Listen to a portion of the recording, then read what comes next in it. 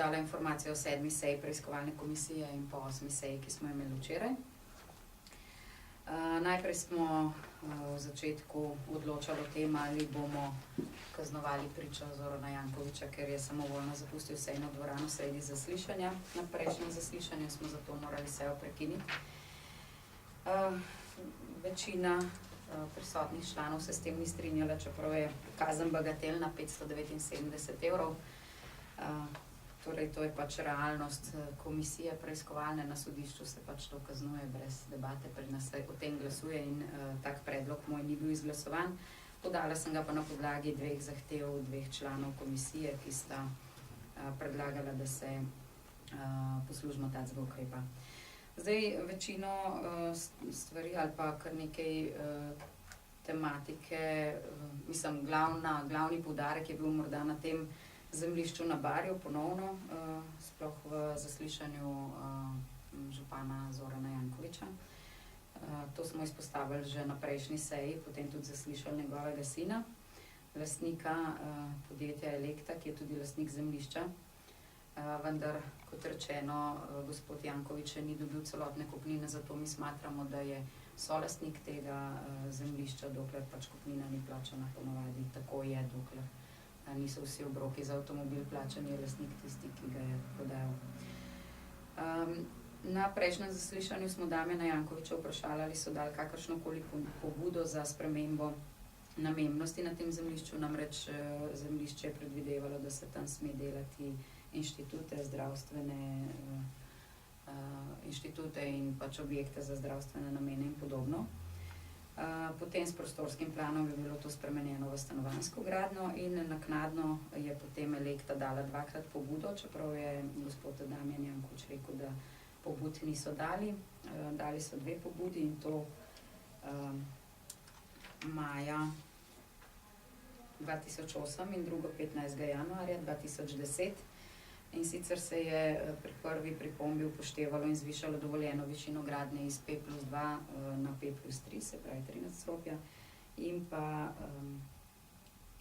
v drugi pripombi je bila upoštevana pripomba, da se ukine zeleni pas ob avtocesti.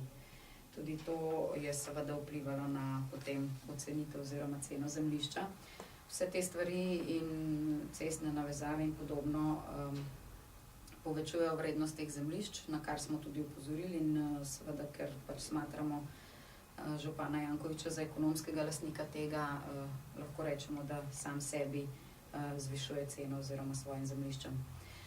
To lahko trdimo zato, ker smo dali narediti uradno cenitev, dobili uradnega cenilca, ki je ocenil zemljišče po torej starem prostorskem načrtu je vrednost zemljišča 11,8 milijona evrov, po novem je ta cena, torej vrednost 18,3 milijona evra. To tudi imate v obe cenitvi.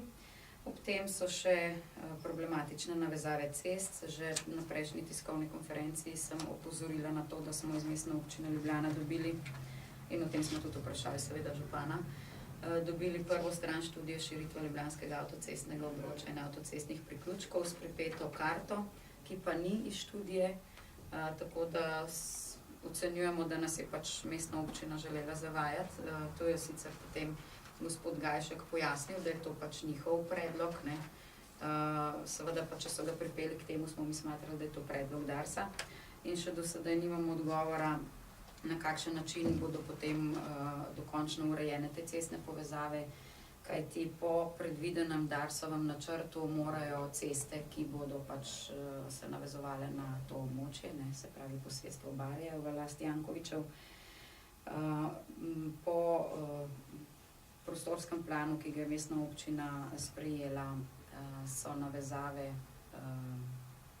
skozi počivališče Barje oziroma koristijo tiste ceste, medtem ko je Dars zahteval, da grejo te ceste mimo, ker normalno, da bo to bistveno povečalo promet in vsaj zaenkrat verjetno na tako ne morejo pristati. Mi smo v zvezi s tem vprašali, ali je potem Darsovo soglasje ali ni. Gospod Gajšek je potem v nadaljevanju pojasnil, da je to pač odvisno od državnega prostorskega načrta, ki se bo, kadar se bo sprejemal, da je zaenkrat pa samo garantirana trasa, torej da se ohranja koridor za cesto. O tem, da so nas pač s tem zavajali, ker mi smo jasno smatrali, da je to načrt Darsa oziroma predlog Darsa, da temu ni tako, na to pač nihče ni dal kakšnega pametnega argumenta, no, seveda so nam pa potem nadaljevanje dali celotno študijo, iz katere so te stvari razvidne in tega zemljevida v študiji seveda ni, ker pač so skupaj združili prvo stran Darsove študije, zemljevid so dali pa svoj iz prostorskega načrta MOL. Župana smo spomnili tudi, da ima na teh zemljiščih mestna občina predkupno pravico, kar je ponovno konflikt interesov, če se bi zemljišče prodajalo ali bi uveljavljalo predkupno pravico ali ne bi. Na prejšnji seji še ni vedel, da sploh ima tam predkupno pravico, oziroma tako je rekel, no, da tega ne ve, jaz mislim sicer, da je vedel. In seveda je predkupno pravico mestna občina oziroma odlok o tem sprejela ravno zaradi tega, ker je to namenjeno za inštitute in podobne družbene objekte in zaradi tega je pač ponavadi uveljavlja mestna občina predkupno pravico, če so pač nameni taki. Spraševali smo tudi o tem, ker ima Elekta na to zemljišče oziroma na podlagi tega zemljišča je dobila kredit od Hypo leasinga za 17,5 milijonov, kar je precej čudno, če je zemljišče vredno 11, ampak očitno je bil kredit dan na to, kaj šele bo s tem zemljiščem in koliko bo vredno v nadaljevanju. Ker je takih zemljišč več, to omenila sem pač enega, za katerega smo pridobili, kot rečeno, cenitev. Ker je takih zemljišč več, veste, da se je že na prejšnji seji odprlo tudi zemljišče, za katerega naj bi se preko nepremičninske agentke Jelovčanove dogovarjal sin župana Jankovića, drugi sin Jure Janković. Glede na to bi morali zaslišati gospo Jelovčanovo, ki se je včeraj opravičila. Potem nismo zaslišali tudi Jureta Jankovića, ker komisija ni bila več sklepčna v drugem delu, tako da to še pride na vrsto v nadaljevanju. Izpostavili smo tudi problem oziroma način sprejemanja prostorskega plana, kaj vse bi moralo biti ali pa kako stvari niso tekle jasno in odprto in tako, da bi lahko vsi imeli pripombe. Mi smatramo, da ravno zaradi tega, ker je verjetno več zemljišč, ki so tako podobno sporne, kot je to zemljišče na Barju ali pa zemljišče gospoda Šešoka in podobno. Zato smo izpostavili tudi problem sprejemanja tega prostorskega načrta, kaj ti ne moreš vplivati na odločitve, če nisi z njimi seznanjen, če nimaš pravih informacij. Po poslovniku mestnega sveta bi morali svetniki prejeti vsa gradiva 3 delovne dni pred sklicem seje. Mi vemo, da so, to je povedal tudi župan, da so sklep Ministrstva za okolje in prostor, ki je v bistvu zadnji in zaključni po vseh soglasjih, ki jih je mestna občina na prostorski plan dobila, prejeli na mizo praktično tisti dan, ko so o tem odločali 5. julija 2010. Upozorili smo ga na to, da je to pač problem, če se ne drži svojega poslovnika in tudi onemogočaš v bistvu, da bi se svetniki na to pripravili in da bi v bistvu sploh vedeli, o čem odločajo. Ker je to precej soglasje, sklep da na koncu Ministrstvo za okolje in prostor, tudi Ministrstvo za kmetijstvo pred tem in ker je tukaj se pokazalo kar nekaj problematičnih stvari oziroma ponovni pozivi, spremembe in tudi, vemo, medijske zgodbe, smo v komisiji med priče uvrstili tudi oba ministra, ministra Židana in ministra Žarniča, ki bosta zaslišana naslednji četrtek na 9. seji preiskovalne komisije. No, v nadaljevanju smo zaslišali še gospoda Gajška, oddelek za urejanje prostora, kjer je pojasnil nekatere stvari v zvezi s to študijo. Čeprav, kot rečeno, še vedno smatram, da so nas želeli s prvim dokumentom in s prvo informacijo, ki so nam jo poslali, zavajati, da je to pač usklajeno z Darsom.